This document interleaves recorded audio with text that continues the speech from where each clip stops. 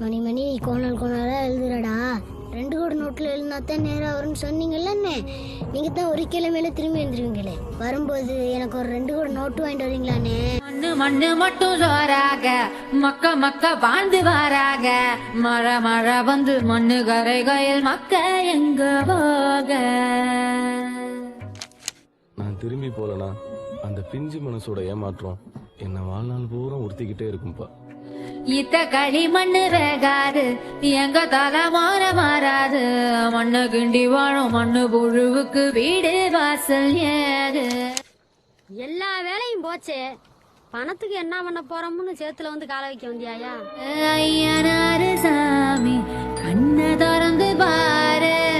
நீ படிச்ச பிள்ளை, நீ வந்து சேத்துல கால் வைக்க கூடாதியா? எங்க சனோ வாழ ஒன்ன விட்டா யாரு?